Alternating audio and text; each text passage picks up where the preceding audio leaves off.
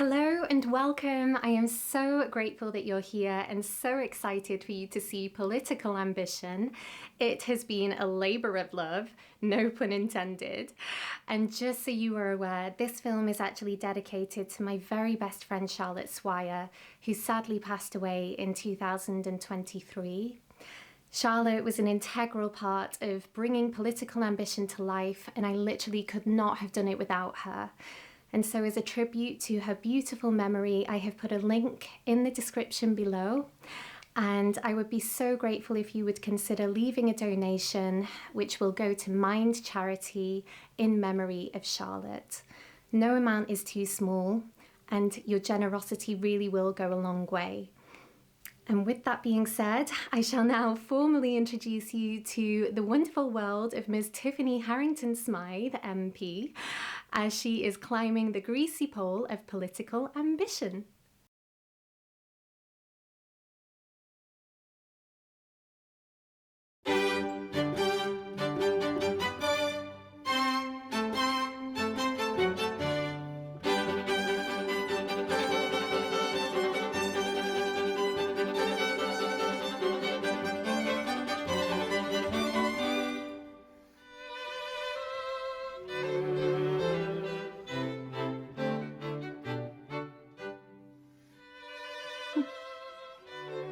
Normally, breakfast consists of a boiled egg and a single slice of toast, but on this occasion, I've decided to spoil myself. After all, it's not every day you get elected to the Houses of Parliament, is it?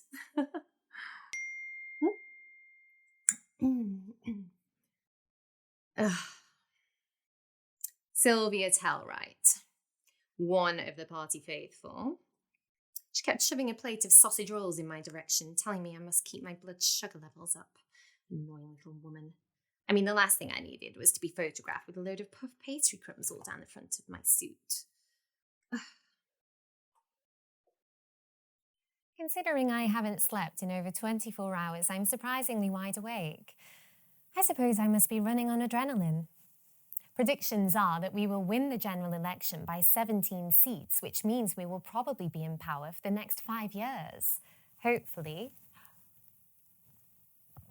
Fortunately, this is one of the safest seats in the country, so it came as no surprise that I won it with a whacking big majority.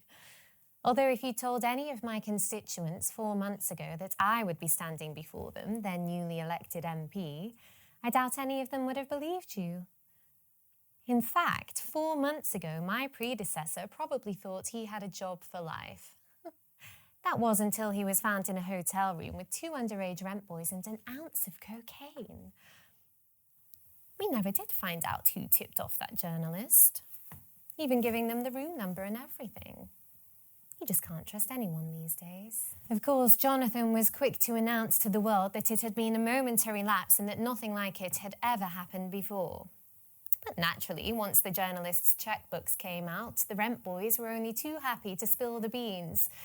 And once Pandora's box was open, a whole plethora of stories emerged about gay sex parties in London. It also seems he had rather a fondness for some of the more notorious gentlemen's toilets in town. Why do they call it cottaging? I never did understand that one. I mean, it sounds like something nice middle-class families would say back in the 1950s. Oh, you going anywhere nice for the holidays, Barbara? Yeah, Nigel's taking me and the girls cottaging on the Norfolk Broads. Of course, once all the details were out, the guy was practically dead in the water, so to speak, and the party was left with no other option but to replace him with a suitable candidate of their choosing.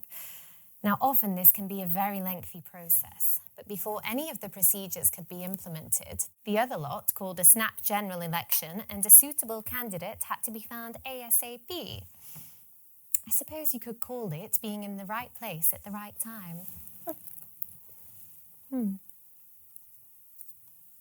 As luck would have it, I'm actually a local girl. I mean, everyone seems to know my family. In particular, my mother, who has been and is still very active in the local government scene.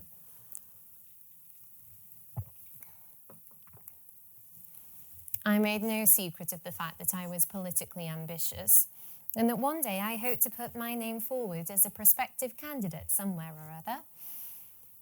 So, when I was offered the candidacy, I said, yes, please. Thank you very much.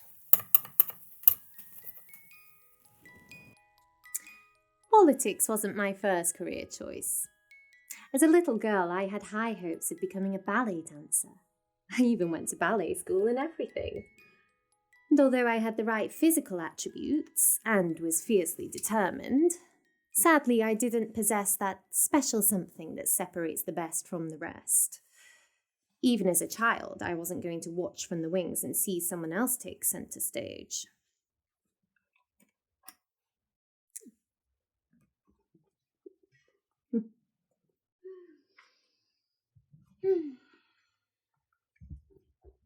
Having had to face the crushing truth that I was not going to be the next Darcy Bustle, I began exploring alternative career possibilities. I briefly flirted with the idea of teaching, but Mother quickly drew my attention to the famous George Bernard Shaw quote, which read, "Those who can do and those who can't teach," which knocked any ambitions of a lifetime in education firmly out of the park. Medicine certainly had its appeal. After all, everyone respects doctors, and I imagine the pay isn't bad either. But the thought of handling all those sick people and listening to their constant moaning, not to mention conducting an intimate examination of someone else's private bits, did not seem appealing. No, thank you. But I have the utmost respect for the doctors and the nurses of the NHS, and if I'm ever made Minister for Health, you can bet your life that I will be firmly in their corner, fighting to get everybody the best possible deal. Oh, that reminds me, I must check to make sure that my private healthcare payments are up to date. Point number 1. Although I love the idea of getting dressed up, I'm not sure that medical attire would be quite my style. After much deliberation, I decided that the law offered me the best opportunities to advance my status in life, either as a solicitor or even as a barrister, the latter seemingly to be the most attractive. After all, everyone respects barristers, and I imagine it's a very lucrative profession. Plus, the thought of being stood centre stage in a crowded courtroom dressed in a gown and a wig certainly had its appeal.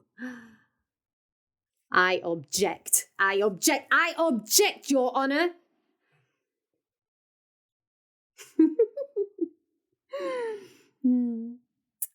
Mother thought my career choice was good in parts, but quickly drew my attention to the fact that qualifying as a barrister is a very lengthy process, Tiffany, and I have no doubt that you have the brains, but patience might be a different matter.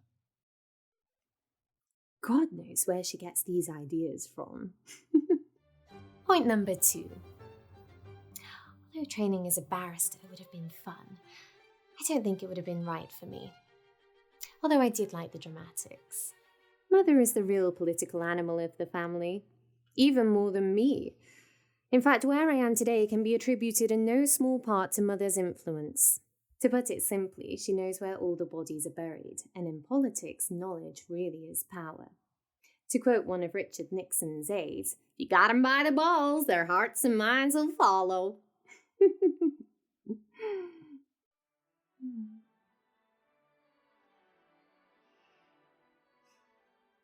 Another vital ingredient to a successful political career is image. You have to portray yourself as being the bee's knees, the cat's pajamas. Why else do you think I go to church every Sunday morning? Sure isn't to listen to the local vicar droning on about the latest catastrophe to inflict pain and suffering on unfortunate souls in some far-flung corner of the planet.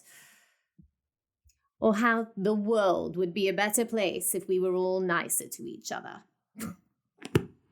Good luck with that one. But whenever I leave the ceremony and shake hands with the congregation, Sheila, lovely to see you, thanks. I say to myself, think of the brownie points. After all, it's better than being found semi-conscious behind the dustbins at the crack of dawn with your tights somewhere around your ankles. Trust me, looking squeaky clean takes a lot of effort. Point number 3, image is everything.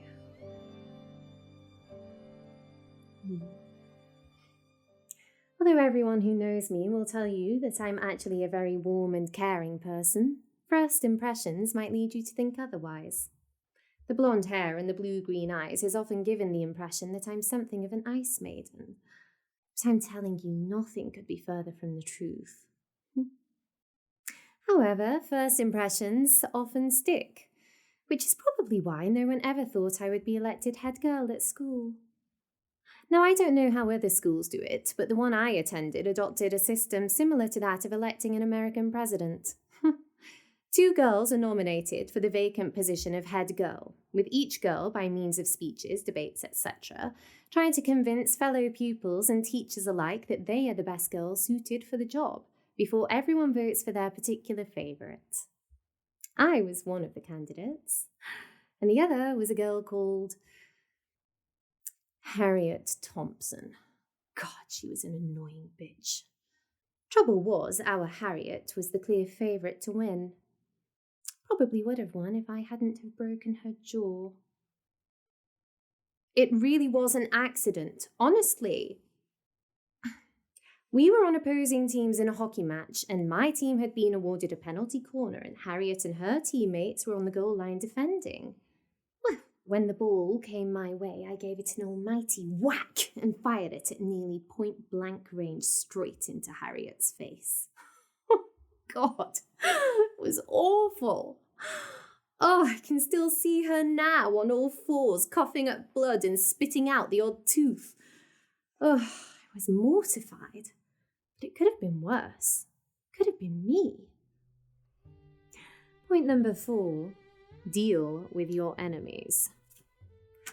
Obviously, this unfortunate accident had a knock-on effect in the elections.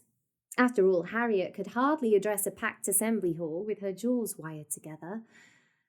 Wisely, she withdrew from the race, which really was for the best when you consider all the time she spent at the dentist having her teeth fixed. And in hindsight, I was always going to do a better job. Plus the fact that former head girl always looked good on my CV. Harriet's encounter with the hockey ball appeared to be something of a turning point in her life. Do you know, I think spending 6 weeks having her food liquidized and sucking it through a straw really made her appreciate solid foods. So much so that she's really piled on the pounds. The last time I saw her, she was at least a size 18. God. In fact, her life has turned into a bit of a train crash since then. She left her job under something of a cloud and has recently divorced her second husband and is now an unemployed single mother of 2 kids by different fathers, currently living on benefits. Do you know, it wouldn't surprise me if she came to one of my surgeries one morning, asking for my help to get her out of the deep doggy doo-doo. Could make for an interesting morning.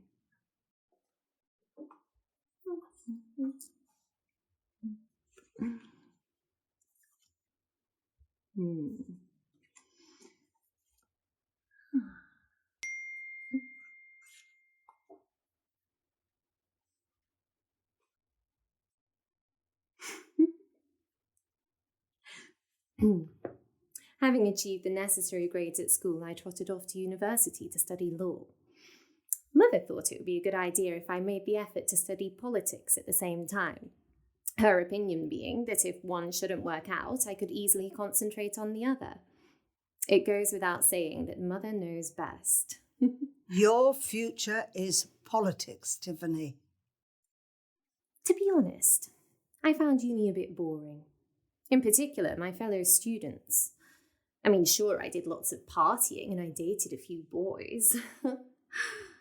Oh, but I would hardly call this a life-changing experience. But what I did learn was how incredibly gullible some people could be. I mean, the political scene, such as it was very left-wing and completely out of touch with reality. I mean, the favourite slogan doing the rounds at the time was, "The power of the people is greater than the people in power." Way! Yay! Woo! God, was some of that lot in for a shock when they entered the real world. Sadly, I didn't find the law as interesting as I'd hoped. So I jettisoned all ambitions of becoming a silk and concentrated solely on politics instead, much to Mother's approval. I threw myself into the political scene, volunteering to do no end of menial jobs, from pushing leaflets through letterboxes to making coffee, anything that would ingratiate me with the good and the great of the party. And it paid off, because as soon as I left university, I got a job in Jonathan's offices as his junior aide. I mean, sure, I was at the bottom of the pecking order, but as the Chinese say, even a journey of 1,000 miles begins with a single step. And I wasted no time in working my way up the pecking order. Point number 5. The game of politics is learning how to play the game. I quickly identified Pauline Murray to be my first stepping stone to a bigger, brighter future. She worshipped Jonathan with a dog-like devotion, working tirelessly for him in his offices. But she also had a drinky problem. A fact that was born out of the enormous pile of empty wine bottles that overflowed her green recycling bin, which was collected every fortnight. Do you know, you can really learn a lot about people from their rubbish. The first opportunity to get rid of our Pauline came when Jonathan invited the then Shadow Home Secretary and a few other party members to a tour of his constituency, and then later onto his home for some light refreshments. Now, in reality, this clandestine meeting had sod all to do with looking round factories and everything to do with a coup to take over the leadership of the party. It was decided that Jonathan's wife, Sandra, should vacate the house and take the kids to the zoo for the afternoon. I mean, after all, you don't want some hyperactive child spilling orange juice all over a potential prime minister. It was further decided that our Pauline should act as the hostess with the most ass, along with other catering duties for when the party returned to the home. With great enthusiasm, I volunteered to help her, an offer she did not hesitate to accept.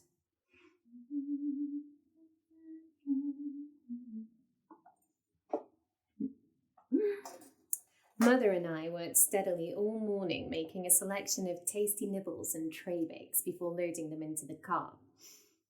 Now, although the guests weren't expected to arrive until 5 in the afternoon, I suggested that we, Pauline and I, should meet up early, giving ourselves plenty of time to get everything set up before the guests arrived. I was already waiting when she rolled up shortly after 2. And after we'd loaded everything out of the cars, I suggested that we might deserve a little drink. After all, we had plenty of time before the guests arrived. She didn't take much persuading, and after the merest of hesitations, decided that that was an excellent idea, and fished out 2 glasses whilst I pulled the first cork of the day. God, it was like leading a lamb to the slaughter. Point number 6. Know your limits. We spent all afternoon laying things out to their best effect, stopping only for the occasional drink. But as the afternoon wore on, so too did the little drinky breaks, as Pauline called them, become more frequent. As did my trips to the loo, where 2 fingers down the throat resulted in the necessary retching to throw up all the wine I'd consumed. Ugh, let me tell you, spending the entire afternoon with your head down a toilet, puking your guts up, really is not to be recommended, but needs must. By the time the guests arrived, our Pauline was completely legless. Her speech was slurred and she visibly swayed from side to side.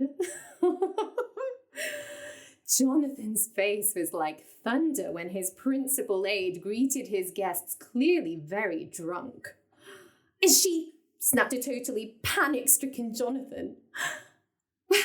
What could I say? I was afraid she was, and that she had been at the booze from the moment she'd arrived. After a few choice 4-letter words, he told me to dump her in the nearest room and that I should then return to look after the VIPs. So having deposited the then unconscious Pauline in the first bedroom I came to, I once more returned to the party and ingratiated myself with the good and the great of the party. Apparently, and according to Jonathan, I had saved the day. And that's why he was sacking Pauline and giving me her job instead. Result.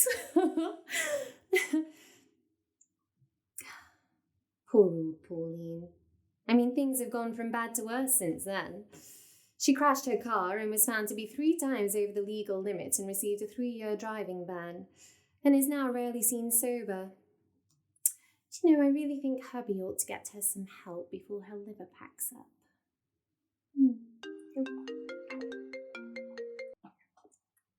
Hi, Susie. Yes, they've just arrived. I'm taking some drinks through now. All right, I'll be back. I've got some morning admin to finish. When are you coming back? I'll be back shortly. I can't believe she's still single. I can. Of course, I fully appreciate that my wholesome image would be greatly enhanced with the addition of a devoted husband and a couple of sprogs. It isn't like I haven't been looking. The problem is, as soon as an eligible bachelor appears on the horizon, some grasping little mare hoovers him up. You can see why some women, when they go looking for a husband, resort to pinching someone else's. Not that I would ever resort to doing anything like that. Sure, I've had my fair share of boyfriends. I even received a proposal once. God, was that embarrassing. I can still see him now on all fours in this crowded restaurant, pushing a ring in my direction, asking if I would do him the honour.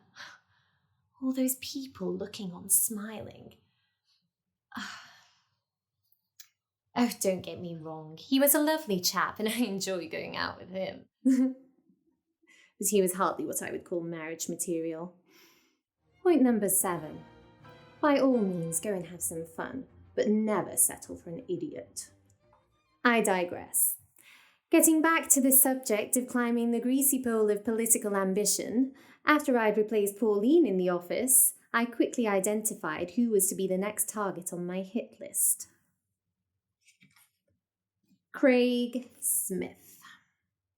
Senior aide to Jonathan, efficient, loyal, highly intelligent, and as dull as ditch water. No, if I was going to advance my career, Craig simply had to go. Problem was, unlike our Pauline, he didn't appear to have any weaknesses or vices. He didn't drink, I shouldn't have thought he had ever dabbled in drugs, and was engaged to just about the most boring woman I've ever met in my entire life. If I was going to get rid of Craig, I was going to have to get creative. In the meantime, we recruited a new member onto the team, Susie. Not the sharpest tool in the box, but someone who, in the long term, might prove useful to me. So I made every effort to cultivate a friendship, although some of our conversations were truly brain-numbing. During the next 12 months, our happy little team worked tirelessly, making sure that everything in Jonathan's offices ran smoothly. We all mucked in together, and I myself often burnt the midnight oil, often staying on late into the night, frequently on my own, looking at a range of issues from potholes to nuisance neighbours, amongst other things. In fact, the boss considered us to be the happiest and most efficient team of aides he'd ever had. That was until the office computer had a hissy fit and suddenly stopped working. This in itself was not a problem. I mean, we simply sent it off to the shop to get it repaired. However, when the experts took a closer look at it, they discovered it contained a massive amount of porn, some of which was really nasty stuff. Jonathan went berserk and demanded to know who was using the office computer to watch such disgusting filth. By the amount of time and when the computer had been used to log on to the various porn sites, it was quickly established that the perpetrator could only be one of 3 people. Susie, Craig, or me. I quickly pointed out to Jonathan that little Susie was hardly likely to be logging on to an episode of Luscious Linda in Whoops, Where's Me Knickers, or Sexy Sonia's Gangbang. He agreed entirely and came to the conclusion that the same could be said for me, which left only one suspect, Craig. Of course, he denied all knowledge of the computer's misuse, and to quote Mandy Rice Davies, well, he would say that, wouldn't he?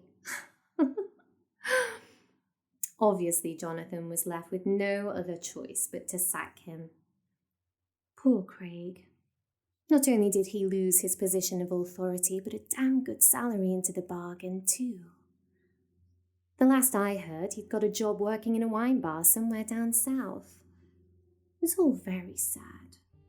Point number 8. Sometimes you just have to get creative.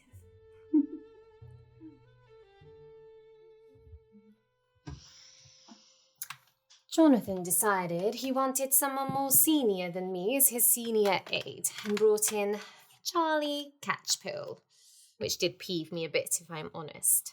But I didn't let it show. Unfortunately, the overweight and rather unhealthy Mr. Catchpole only lasted a few months due to a massive heart attack, whilst training for a fun run which coincidentally I had arranged in aid of charity. So that's how I got the position of being Jonathan's senior aide, or politician's assistant as it is sometimes called. And although I was the youngest member of the party ever to hold such an important post, I still considered it to be merely a stepping stone to better things. The job itself brought huge responsibilities and a lot of hard work.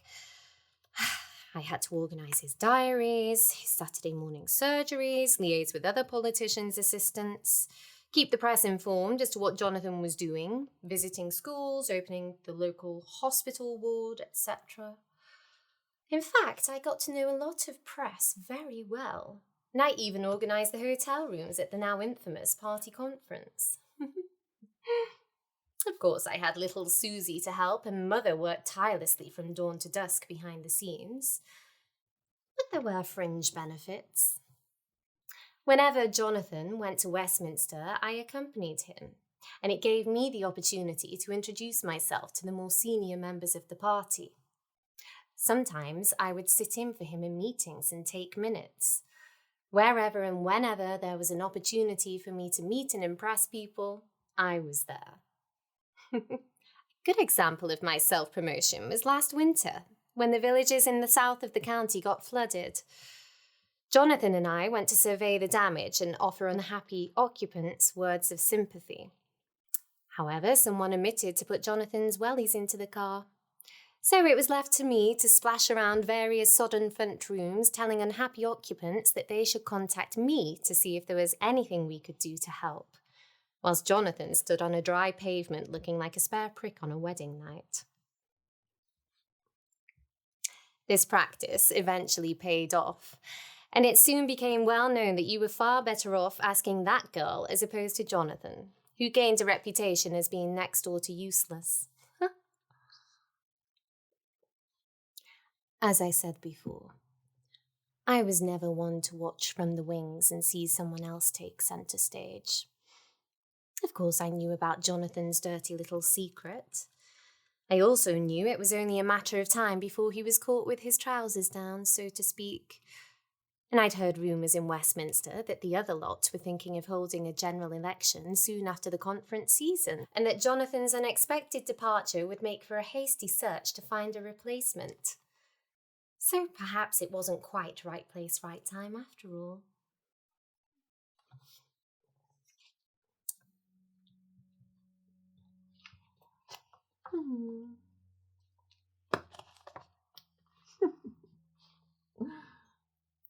I've still got to sort my office staff out.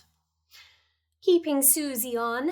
She's not particularly good at the job, but she's a devoted little slave, and might prove useful to me should anything go disastrously wrong in the future.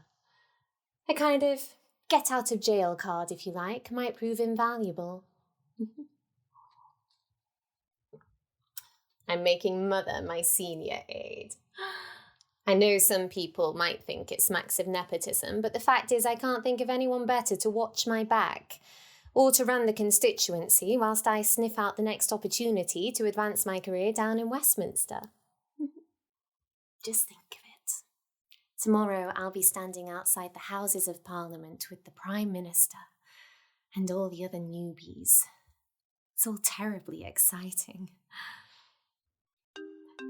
Excuse me. I really must take this. Mother? Yes. I've just finished my morning admin and been sorting a few things out, going to get a few hours sleep and then return to the guests in the other room. Yes, he called me this morning. To congratulate me, yes. I know. It's great when a plan comes together.